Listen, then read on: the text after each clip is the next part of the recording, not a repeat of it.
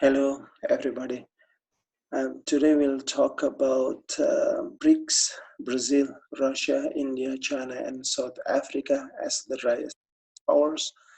So this is the continuations of our discussion about the relationship between states and markets, and context how states and markets actually influence in terms of the strategy of the countries of become the economic power, and from their economic powers actually was it translated into other influence in the world system.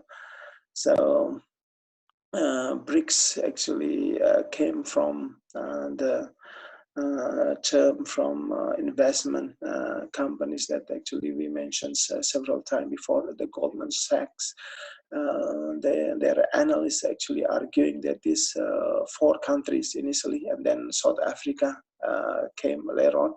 These five is actually kind of a new powers based on their populations, their economic power that in the futures, they said it in the year 2000s actually, will challenging the old powers and reshaping on how the world economy and the system in general, including the politics and security matters. So this video is discussing about the importance or the significance of these countries as the powers, and also we'll talk briefly about each country strategies and transformations into this new emerging power. So let's start with the significance. So these five countries actually, if combined, is constitutes of 3.1 billion of people. So it's, I think it's almost like a more than a half, it's 40% probably the populations in the world, and also 20% of the world GDP. So it's a very huge economy and still growing until today. And this is one of the significance of these five countries, because now five countries kind of challenging Europe, US, and also Japan as the old economies that already established and influential on shaping the world economy. But now with these emerging economies, a lot for example, like investment, foreign direct investment, trade actually are being shaped by these countries' activities in the markets. A lot of monies go to these countries for infrastructures, for businesses, and this because of their actually influence in terms of how the power relations between countries. And the second thing is because of this country is constantly developing their countries, creating industrializations, agricultures. So it means that these countries with the huge populations, they are absorbing more raw materials. It means it's give more burdens in our planets. So this is kind of the negative impact of these countries, meaning that we have more, of course, more people are become wealthy, become more prosperous, but at the same time, our environmental conditions is becoming deteriorated. So this is the second importance why we need to discuss this BRICS country.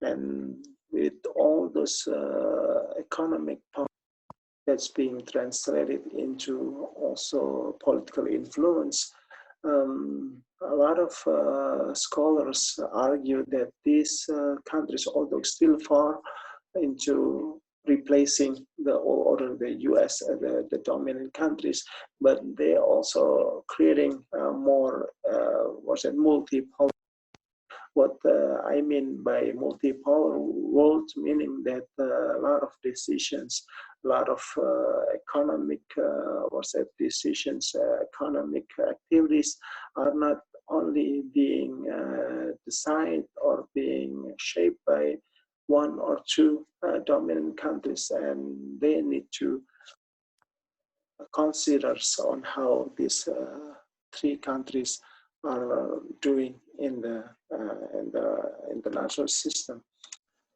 And if we see more details, that actually this each country has a different path into of their rise. So in all those paths are influenced by country's history, size, political systems, and policy decision. For example, okay, China and India is a huge.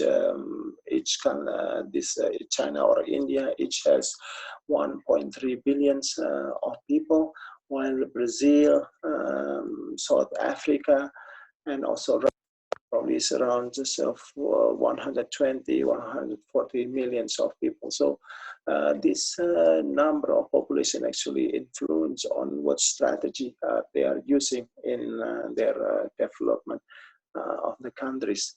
And the second thing is when we talk about their path, actually is bring more questions, theories that we are discussed in previous meeting. For example, if we talk about liberals' ideas about development, economic development, remember that individual freedoms and economic freedoms are one package that you need to have both political freedoms and economic freedoms, and then it will lead to prosperity. But we can see in more detail about China and how they develop their economic capitalism, but based on very restricted individual freedom. So yeah, this is the things that we kind of need to rethink about our understanding about IP theories. And this is the second thing. The third and the fourth about the intention, competition and changing rules is related to what I'm talking before about a multipolar world. So there are questions whether if these countries, 5 countries, become more dominant, so do they will behave in terms of supporting the current system, in terms of financial, in terms of the economic system, about the security system, or they will transform, or they will with their new rules of the game. So this is one of a lot of questions that scholars are put forward in terms of discussing this new emerging economies. Okay, let's start with our first country, Brazil. So Brazil is one of the countries that being colonized by Portugal, but they gain independence quite early compared to other developing countries. So it means that they already have sometimes that in terms of developing their economic activities and also political institutions, that's we can say that they are quite mature on that matter. So, but I just want to highlight several things that you can read more detail on the textbook.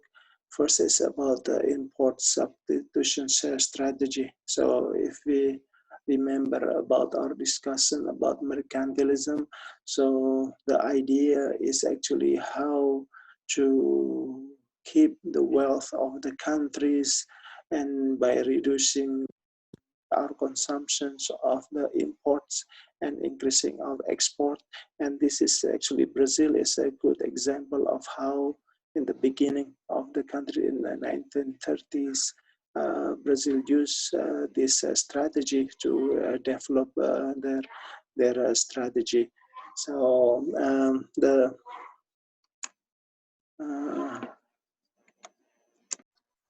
So Brazil developed a big in terms of their mineral industry, oil, steel, things that are very strategic in terms of the infrastructure of the countries. And at the same time, they also develop their own financial institutions. They develop the agricultural,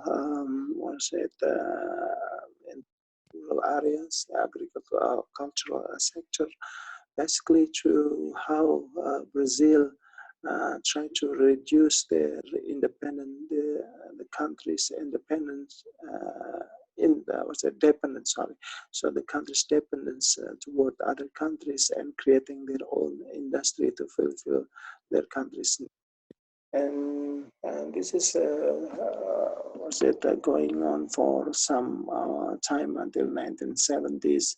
This kind of the numbers showing that Brazil is one of example of the countries that successfully did this strategy. However, in maybe late 1980s, it's becoming a little bit kind of slowing down, and Brazil open up their markets to have foreign investments, free markets.